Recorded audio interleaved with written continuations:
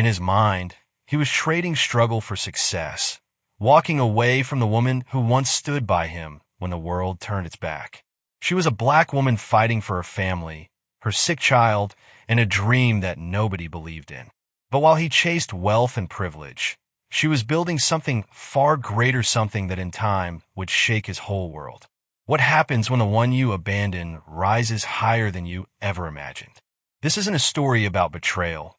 It's about justice, pride, and that moment when karma comes knocking on the wrong door.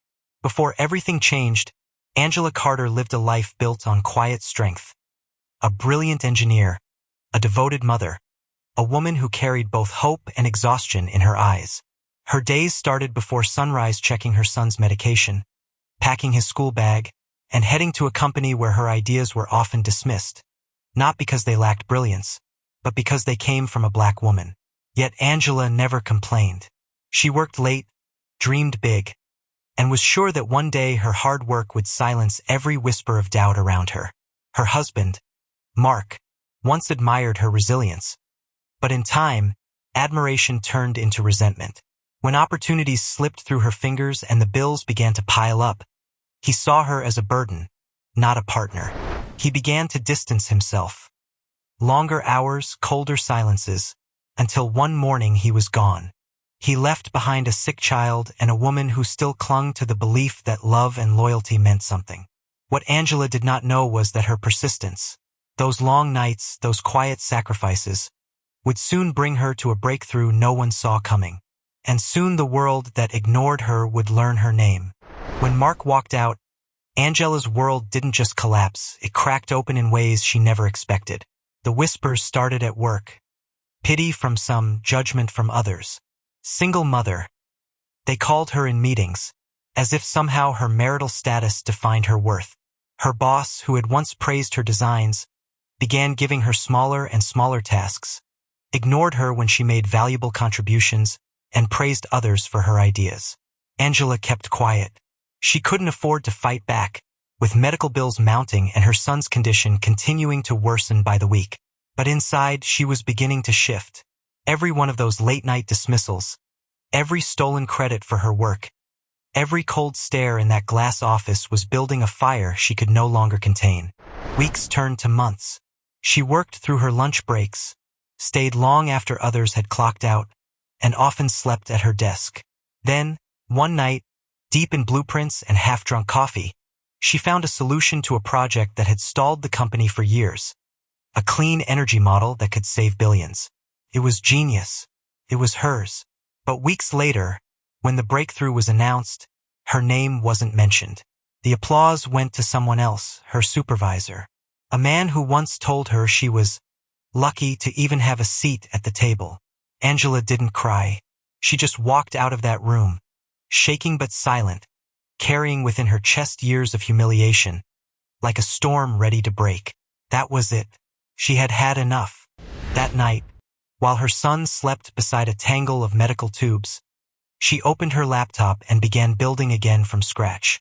No big company, no fancy resources, just her idea, and the drive of a woman who refused to be erased.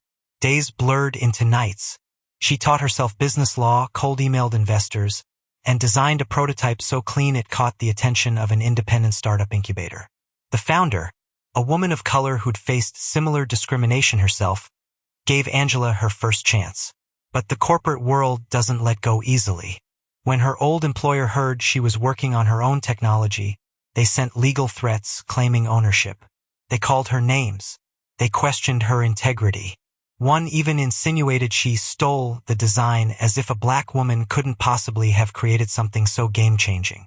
Still, Angela refused to back down. She compiled evidence emails, timestamps, sketches, and with the help of a believing journalist, shared her story with the world. It went viral in days. News outlets picked it up. People rallied behind her. The woman who was erased built her own empire. One headline read, and just when the storm reached its climax, when lawsuits, publicity, and exhaustion almost consumed her, a call changed everything. A global energy conglomerate approached her to be their partner. offering a $50 billion contract to implement her design worldwide. Angela's dream had finally broken through the walls that tried to contain it.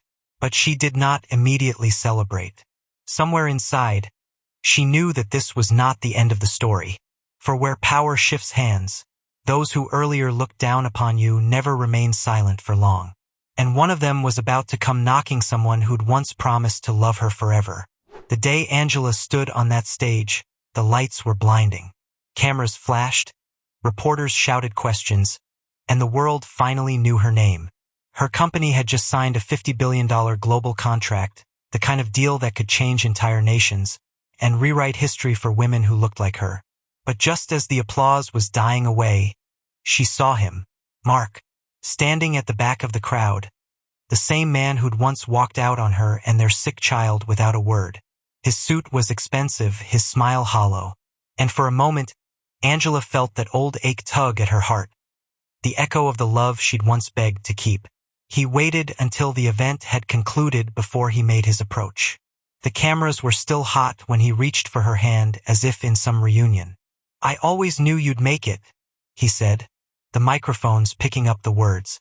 But his eyes told another story altogether. Regret, greed. Angela remained there, quivering. The whole world was watching. Now, the woman who had been silenced, overlooked, and doubted possessed all the power, while the man who had abandoned her was before her, eager to regain the life he had tossed away. He leaned closer to her, speaking low enough so only she'd hear. "Maybe we can start over. For our son." Her heart twisted, but not from pain anymore, from clarity. The man who once couldn't stand beside her when she had nothing, now wanted to return when she had everything. Before she could speak, a reporter asked from the crowd, "Ms. Carter, who inspired your success?" Angela gazed out at her husband and then the cameras. Her voice didn't shake. "Every person who was told they weren't enough. Every black woman who was made to start from nothing. And every single mother who refused to stay silent." The room hushed. Mark moved backward, feeling that she wasn't only speaking to the world but was speaking to him. And in that silence, the tables finally turned. The woman who once begged to be seen was now impossible to ignore. In the weeks that followed, Angela's story spread across every screen, every headline, every conversation that dared to question what a woman like her could achieve. She didn't just become a symbol of success. She became a mirror reflecting the quiet strength of every black woman who had ever been underestimated, underpaid, or unseen. Her company began funding scholarships for young engineers from communities that stood at the margins. Her son eventually got better. He grew up watching a mother who refused to bow to a world that once turned its back on her. The same boardroom that once dismissed her now called her Madam CEO. But Angela never forgot where she came from or what it cost to get here.